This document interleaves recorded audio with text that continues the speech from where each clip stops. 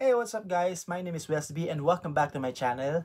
And today, pag-uusapan natin kung bakit sobrang trending ng mga Arab perfumes or yung mga Middle Eastern perfumes dito sa Pilipinas. And syempre, sasagutin din natin yung mga tanong na appropriate ba sila sa weather ng Pilipinas, kailan sila dapat gamitin at kailan dapat hindi. At bakit nga ba super long lasting ng mga perfumes na ito? Let's go! So bakit nga ba sila trending? Unang-una kasi sobrang tipid niyang gamitin and long-lasting talaga yung mga Middle Eastern scents. Hindi sila katulad ng mga typical Western perfumes na light and airy. Ang mga Arab perfumes kasi usually mga oil-based sila. Pero meron din naman silang mga eau de parfum and extrait de parfum. Kaya super long-lasting talaga at ang ganda ng projection. Yung tipong kahit mag-commute ka buong araw, amoy na amoy ka pa rin nila. Pangalawa, very unique ng mga scent profiles nila. Madalas, may deep warm, maraming oud, amber, musk, spices, at sweet gourmand yung mga notes. Kaya sobrang dami ang nag-shift sa Arabic scents kasi iba yung dating, very classy and very confident yung vibe. Pangatlo, affordable. For the quality na parang niche perfumes, mura na sila compared to designer brands. Kaya perfect sa budget conscious pero perfume lover. So ngayon naman, isi-share ko sa inyo yung mga most trending or yung mga pinakasikat na Arab or Middle Eastern perfume brands. Number 1 on the list is yung Lattafa Perfumes. Isa to sa mga pinakasikat ngayon dahil budget-friendly pero ang ganda ng quality. Isa sa mga perfumes nila is yung Lattafa Badayal Oud or yung Oud for Glory na may pagka-dark, smoky, woody, may agarwood, patchouli at amber. Perfect to for night out at sobrang amoy mayaman. Next is yung kanilang Lattafa Yara na creamy, sweet, fruity, vanilla with soft musk. Very girly at social yung kanyang scent.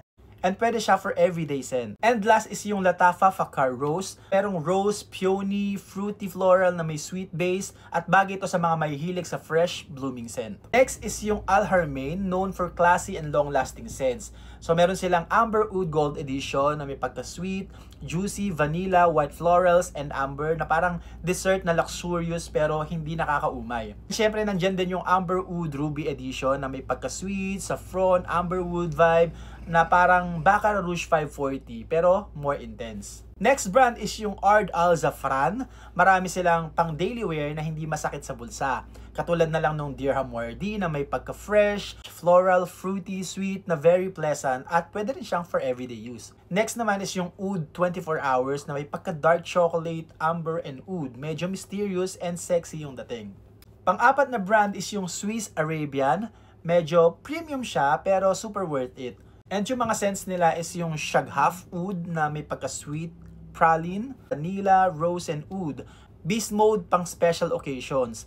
And yung kanilang Shaghaf Oud Abyad na may pagka-spicy, intense, smoky woods. Very Arabian yung scent, super strong, and bibigyan ka talaga nito ng confidence. And yung panglima is yung Rasasi Perfumes.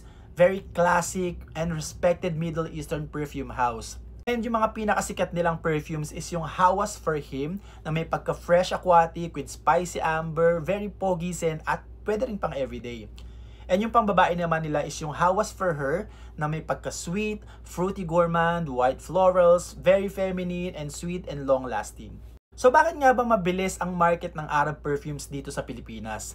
Simple lang kasi sobrang sulit niya, sobrang strong ng amoy niya, talagang long-lasting. At parang mga niche perfumes ang datingan. For Filipinos who love smelling good all day, perfect talaga yung mga Arab perfumes. Plus, ang daming variety from sweet to smoky to oud heavy scents.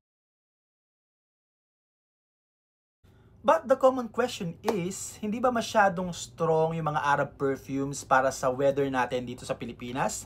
The answer is, depende sa scent na pipiliin mo. Since nasa tropical country tayo, mainit talaga dito and very humid. So, hindi talaga lahat ng Middle Eastern perfumes ay ideal for daytime.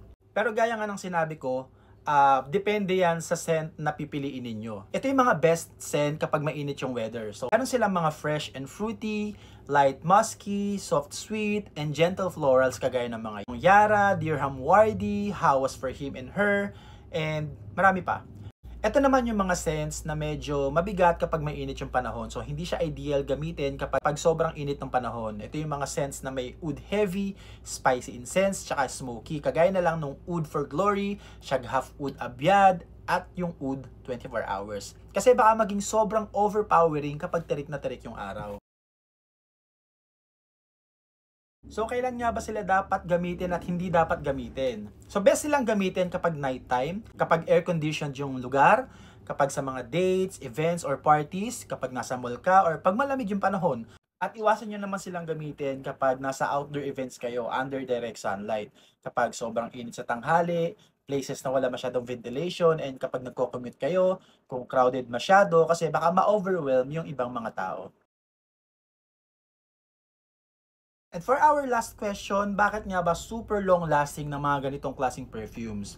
Unang-una kasi matataas yung oil concentration nila. Marami sa kanila ay parfum or eau de parfum. Pangalawa, oil-based formulations. Kadalasan kasi sa mga Arab perfumes, mga oil-based talaga sila. And oils evaporate slower, kaya mas kumakapit sa balat. Pangatlo is yung mga ingredients. Sobrang deep ng ingredients niya, kagaya ng mga oud, amber, musk, resins, spices. Kaya naturally, long-lasting sila. And number 4, layered scent structure. Habang nagfe-fade yung top notes, lumalabas yung mga heavy base notes na pangmatagalan. Kaya kahit konting spray mo lang, tumatagal talaga buong araw or minsan hanggang kinabukasan pa. So yun guys, kung mahilig kayo sa mga perfumes and gusto nyo yung mga long-lasting scent at unique scents, itry nyo talaga yung mga Arab perfumes. Comment below kung ano yung mga favorite Arab scents ninyo or kung ano pa yung mga next na gusto nyong i-review ko. And don't forget to like and share this video. See you on the next vlog. Bye!